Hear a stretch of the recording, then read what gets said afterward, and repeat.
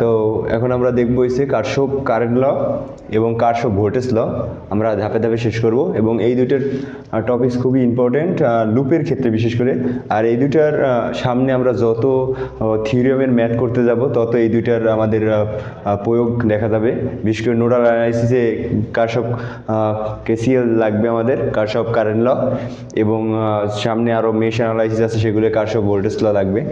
তো কারশফ current law কি, এখানে আমি একটা সিম্পল একটা চিত্র দিয়ে রাখছি, অনেকগুলো শাখা এবং একটা নোড। তো আমি কি বলছি, কারশফ কারেন্ট লটা কি আমরা একটু যদি দেখি, যে কোনো বিন্দুতে আগত ও নির্গত মানে কোনো বিন্দুতে কোনো কারেন্ট আসতেছে এবং বের হচ্ছে, আগত এবং নির্গত কারেন্টের বীজগণিতিক যোগফল কত? 0। তাহলে আমরা দেখি এই যে চিত্রটা দেখি আমরা যদি একটু বুঝি, এই চিত্রটা কি আছে দেখো, এই ডিরেকশনগুলো দেওয়া আছে এখানে, এগুলো সব কারেন্ট মানে কিন্তু চার্জ, মানে চার্জ ইলেকট্রন কি কারেন্ট। তাহলে আমরা দেখি এখানে কোন কারেন্টগুলো আসতেছে, তার মানে এখানে ডিনোট করে রাখছি I1, I5, I4, I3, I2। দেখো তো I1 আসতেছে, I3 আসতেছে, I4ও আসতেছে, বের হইতেছে কোনগুলো? I5 এবং I2। তো এখান দিয়ে যদি আমরা একটু নিজেরা ডিনোট করে নিই, তুমি সাইন করে নিতে পারো, কিন্তু আমরা আগত কারেন্টে ধরছি কি পজিটিভ, নির্গত কারেন্টে ধরছি কি নেগেটিভ। তাহলে আমরা দেখতে পারি যে I1 প্লাস I2 কি, I2 কারেন্ট ঠিক কি, I2 একটা কারেন্ট, কিন্তু এখানে পজিটিভ চিহ্ন দিচ্ছি কি আমরা সূত্র অনুযায়ী কি, যে সকল আগত এবং নির্গত কারেন্টের বীজগণিতিক যোগফল কি 0। তাহলে সবগুলো যোগ, কিন্তু আমরা কি ধরছি, নির্গত কারেন্টের সাইন কি হবে নেগেটিভ, এই জন্য আমরা নির্গত কারেন্টের সামনে দিচ্ছি কি নেগেটিভ। I2 কি হইতেছে, বের হয়ে যাইতেছে কোথা দিয়ে, নোড দিয়া।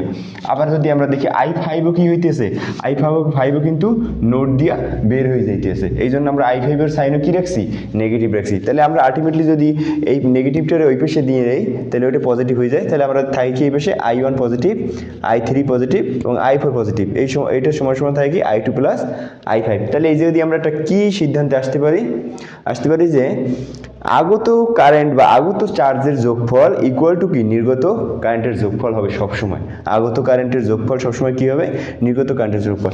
যদি আমরা একটা সিম্পল জিনিস দেখি, যদি আমরা একটা কন্ডিশন দেখি, যে যদি হয় কি আগত চার্জের যোগফল, যদি কি হয় সাপোজ এই আগত চার্জের যোগফল কি নির্গত চার্জের যোগফল থেকে বড় হয়ে যায়, তাহলে আমাদের কি হবে, দেখো এইটা যদি এই জিনিসটা আমাদের আগত চার্জের যোগফল যদি কি হয় বড় হয় এইটার থেকে, তাহলে আমাদের কি হবে, তাহলে এই নোডে ইলেকট্রন থাইকে যাইবে না, ইলেকট্রন সঞ্চয় হয়ে যাইবে। তাই যেটা আমাদের কি সূত্র অনুযায়ী কি ইম্পসিবল, কারণ আমাদের বলছে কি 0 হইতে হইবে, তাহলে যদি থাইকে যায় চার্জ সেটাও ইম্পসিবল। আবার যদি হয় যে আগত যদি ছোট হয় এবং নির্গত বেশি হয়, যদি আমার এই নোডে কিন্তু 0 সূত্র অনুযায়ী 0, কিন্তু যদি এখানে বলা থাকে যে মানে আমরা যদি বলতে চাই যে আগত যদি কি হয় ছোট হয় নির্গত থেকে, তার মানে নির্গত যদি বেশি করতে যাই, তাহলে আমার এই জায়গা দিয়ে কি উৎপন্ন করতে হবে চার্জ, যেটাও আমার কি ইম্পসিবল জিনিস। তার মানে এই দুইটার সূত্রই কি এখানে ভ্যালিড না, মানে এটা সূত্রের সাথে বা কন্ডিশনের সাথে ম্যাচিং করে না। তাহলে আমাদের অবশ্যই কি হইতে হবে, যদি এই সূত্র বা কারশফ কারেন্ট ল হইতে হয়, তাহলে কি হইতে হবে, যে যদি কোনো নোডে আগত এবং নির্গত কারেন্টের যোগফল কি হইতে হবে, সবসময় কি হইতে হবে, ইকুয়াল হইতে হবে। আশা করি তোমরা বুঝতে পারছো। এবার আমরা কারশফ ভোল্টেজ ল দেখব। আচ্ছা, এখন আমরা দেখবো হইছে কারশফ ভোল্টেজ ল। আসলে এই কারশফ ভোল্টেজ ল এবং কারশফ কারেন্ট ল এই দুইটা জিনিসই কিন্তু আমাদের মিক্স সার্কিটে আমরা প্রয়োগ করে আসছি, এবং এইটা তোমাদের এই যে বেসিক জিনিসগুলো এগুলো কিন্তু কোনো ম্যাথ না, এগুলো কিন্তু তোমাদের ম্যাথ সলভ করার ক্ষেত্রে কাজে লাগবে, এবং সব ম্যাথ সলভ করার ক্ষেত্রে যখন তুমি বেসিক স্ট্রং হবা তখন কিন্তু ম্যাথ ইজি হয়ে যাবে। সো ম্যাথ সলভ করার জন্য আমাদের কি কারশফ কারেন্ট ল বলো, ভোল্টেজ ল বলো, এবং বিগত যতগুলো আমার ক্লাসে যত বেসিকগুলো ছিল সেগুলো সবই কিন্তু একটা ম্যাথ সলভ করার জন্য। আর যে এইগুলো যখন তুমি স্ট্রং হয়ে যাবা তখন কিন্তু তোমার ম্যাথগুলো কি খুবই ইজি হবে। তো আমরা দেখি কারশফ ভোল্টেজ ল কি, আমরা কারশফ কারেন্ট লয় কিন্তু কাজ করছি কি নিয়ে, কারেন্ট নিয়ে। এখন আমরা কাজ করবো কি নিয়ে, ভোল্টেজ বা পটেনশিয়াল বা ভোল্টেজ বিভব পার্থক্য। এটা কিন্তু ভোল্টেজ মানে কি পটেনশিয়াল বা ভোল্টেজের বা বিভবের কি পার্থক্য, এর পজিটিভ সাইন এবং নেগেটিভ সাইনের পার্থক্যটা কি বিভব। তাহলে আমরা যদি দেখি, আমি সাপোজ একটা সিম্পল সার্কিট আছে এখানে, সিরিজ সার্কিটে আমরা জানি কি টোটাল কারেন্ট সমান কি, এই সব কারেন্টগুলো কি সেম না, একই কারেন্ট। তাহলে আমরা যদি কি I সমান I1 I2, R1 এর জন্য আমি I1 ধরছি, I2 জন্য কি I2, আর R2 জন্য I2 ধরছি, মানে কিন্তু এই কারেন্টগুলো কিন্তু সবগুলোই কি টোটাল কারেন্টের সেম। তো এখন আমি যদি দেখি এখানে যদি আমি একটা পয়েন্ট ধরি, তাহলে এখন দেখো তো এই যে ভোল্টেজটা, এই ভোল্টেজটা কিন্তু এই পয়েন্টে আর এই পয়েন্টে কিন্তু সেম। কিভাবে সেম? কারণ এইখানে কিন্তু এই জায়গাটুকুর মধ্যে কিন্তু ওর কোনো কিন্তু কি হয় নাই, ড্রপ হয় নাই। এই টোটাল ভোল্টেজটা কিন্তু এই পজিশনে আসা পর্যন্ত কোনো ড্রপ হয় না। তার মানে আমরা যদি এইখানে ভি প্রাইম ধরি তাহলে আমরা লিখতে পারি টোটাল ভোল্টেজ ইকুয়াল টু কি, ভি প্রাইম। ভি প্রাইম, তাহলে এখন এই ভি প্রাইমটা টোটাল ভোল্টেজের সমান আমরা লিখতে পারি যে ভিটি ইকুয়াল টু ভিটি। এখন ভিটিটা এই পর্যন্ত আসলো, ঠিকই আছে, এই পর্যন্ত আসার পর কি ও সেমই আছে, ওর কোনো পরিবর্তন হয়নি। কিন্তু যখন সে কি করবে, এই আর ক্রস করবে, আমি তোমাদের আগে একটা ক্লাস শিখিয়েছিলাম যে যদি তুমি একটা রেজিস্টারে একটা স্পিড ব্রেকার ধরো এবং একটা বক্সের একটা কারেন্ট ধরো এবং এই বক্সটা টেনে নেওয়া দেওয়া মানুষটার যদি তুমি কি ধরো, ভোল্টেজ ধরো, তাহলে যতদূর পর্যন্ত যতগুলো স্পিড ব্রেকারে ভোল্টেজটা এই মানুষটা টেনে নিয়ে যাবে ওর কি শক্তির অপচয় হবে। তার মানে আমার ভোল্টেজের অপচয় হইবে। তাহলে ভোল্টেজের অপচয় হইলে এখানে আছে কি, এই একটা রেজিস্ট্যান্স, একটা রেজিস্ট্যান্স, তার মানে আমরা বুঝতেই পারতেছি যে কী হইবে, প্রত্যেকটা রেজিস্ট্যান্সে একবার করে কি ভোল্টেজের ড্রপ বা ভোল্টেজ অপচয় হইবে।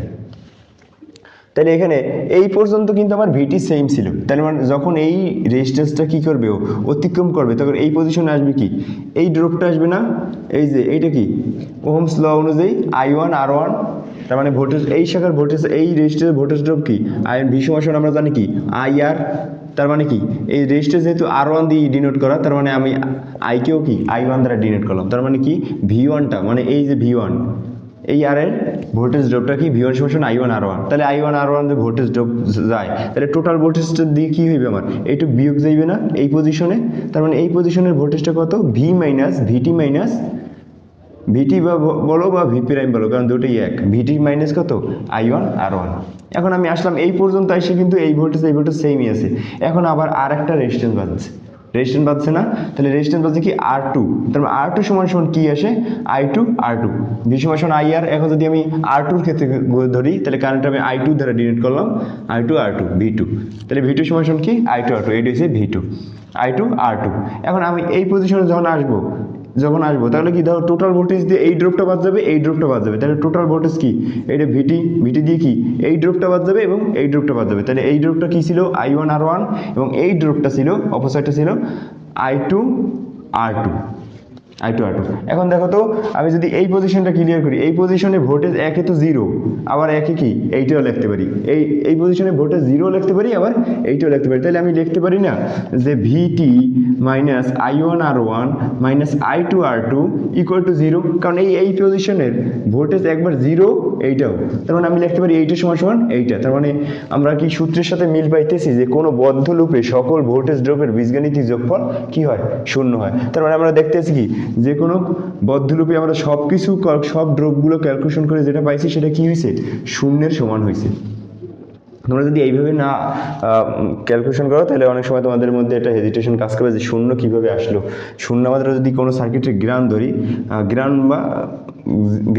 তাহলে গ্রাউন্ড মানে কি জিরো, কোনো সার্কিটের কি একটা রেফারেন্স নোড পয়েন্ট যেখানে কি ভোল্টেজ শূন্য, তাহলে ওই শূন্য এই নোডে দেখো এই ভোল্টেজটাই কিন্তু কাজ করে, এখানে কিন্তু কোনো ড্রপ হয় না, তাহলে জিরোই কাজ করতে, এখানে জিরো কাজ করে, আবার এইটাও পাইতেছি। তার মানে আমরা এই দুইটা দেখতে পাই না যে একটার সমান আরেকটা, তার মানে এইটার সমান আমরা পাইতেছি কি জিরো।